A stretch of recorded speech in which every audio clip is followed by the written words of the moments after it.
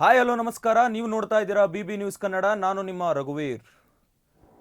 ಮಧ್ಯಪ್ರದೇಶದ ಶಹದೋಲ್ ಜಿಲ್ಲೆಯಲ್ಲಿ ನಡೆದಿರುವ ಒಂದು ಭೀಕರ ಘಟನೆ ಸ್ಥಳೀಯ ಸಮುದಾಯವನ್ನೇ ಬೆಚ್ಚಿ ಬೀಳಿಸಿದೆ. ಮಾಟ ಮಂತ್ರ ಶಂಕೆಯಿಂದ ಒಬ್ಬ ಮಗ ತನ್ನ ತಾಯಿಯನ್ನೇ ಕೊಲೆ ಮಾಡಿ ಶವವನ್ನು ಹೊಲದಲ್ಲಿ ಹೂತು ಹಾಕಿದ್ದಾನೆ. ಈ ಘಟನೆ ಮೂಢನಂಬಿಕೆ ಎಷ್ಟು ಆಳಕ್ಕೆ ಗ್ರಾಮೀಣ ಭಾರತವನ್ನು ಹಿಡಿದಿಟ್ಟಿದೆ ಎಂಬುದನ್ನು ತೋರಿಸುತ್ತದೆ. ಈ ಘಟನೆ ಶಹದೋಲ್ ಜಿಲ್ಲೆಯ ಜೀಕ್ ಬಿಜೂರಿ ಪೊಲೀಸ್ ಠಾಣೆ ವ್ಯಾಪ್ತಿಯ ಕುಟೇಲಾ ಗ್ರಾಮದಲ್ಲಿ ನಡೆದಿದೆ. ಪೊಲೀಸರ ಪ್ರಕಾರ 25 ವರ್ಷದ ಸತ್ಯೇಂದ್ರ ಸಿಂಗ್ ತನ್ನ ತಾಯಿ ಪ್ರೇಮಾಬಾಯಿ ಮೇಲೆ ಮಾಟ ಮಂತ್ರ ಮಾಡುತ್ತಿದ್ದಾಳೆ ಎಂಬ ಶಂಕೆ ಇಟ್ಟುಕೊಂಡಿದ್ದ. ತನ್ನ ಚಿಕ್ಕಪ್ಪನ ಸಾವಿಗೂ ಮನೆ ಮಕ್ಕಳ ಅನಾರೋಗ್ಯಕ್ಕೂ ತಾಯಿಯೇ ಕಾರಣ ಎಂದು ನಂಬಿದ್ದ ಸತ್ಯೇಂದ್ರ ಕೋಪದಲ್ಲಿ ತನ್ನ ಸೋದರ ಸಂಬಂಧಿ ಓಂ ಪ್ರಕಾಶ್ ಜೊತೆಗೂಡಿ ತಾಯಿಯ ಮೇಲೆ ಕೊಡಲಿ ಮತ್ತು ಕೋಲುಗಳಿಂದ ಹಲ್ಲೆ ನಡೆಸಿದ್ದಾನೆ. ಅವಳು ಜೀವಕ್ಕಾಗಿ ಬೇಡಿಕೊಂಡರೂ ಅವನು ನಿರ್ದಯವಾಗಿ ಹೊಡೆತ ಮುಂದುವರೆಸಿದ್ದ. ಆಕೆಯ ಉಸಿರಾಟ ನಿಂತ ನಂತರವೂ ಕತ್ತು ಹಿಸುಕಿದರೆಂದು ಪೊಲೀಸರು ತಿಳಿಸಿದ್ದಾರೆ.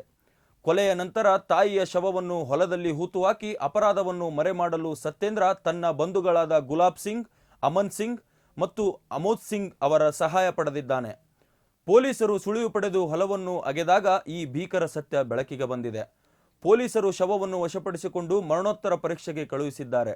ಸತ್ಯೇಂದ್ರ ಮತ್ತು ಇತರ ಎಲ್ಲ ಆರೋಪಿಗಳ ವಿರುದ್ಧ ಕೊಲೆ ಹಾಗೂ ಸಾಕ್ಷಿ ನಾಶದ ಆರೋಪದಡಿ ಪ್ರಕರಣ ದಾಖಲಾಗಿದೆ. ತಾಯಿಯ ಮೇಲೆ ಮಾಟ ಮಂತ್ರ ಶಂಕೆ ಇಟ್ಟುಕೊಂಡು ಜೀವ ಕಸಿದ ಈ ಘಟನೆಯು ಮೂಢನಂಬಿಕೆ, ಅಜ್ಞಾನ ಮತ್ತು ಅತೀವ ಕೋಪದ ಕಹಿ ಪರಿಣಾಮವನ್ನು ಮತ್ತೆ ನೆನಪಿಸಿದೆ. ಇಂತಹ ಅಂಧನಂಬಿಕೆಗಳು ಮಾನವೀಯತೆಯನ್ನೇ ಹತ್ಯೆ ಮಾಡುತ್ತಿವೆ.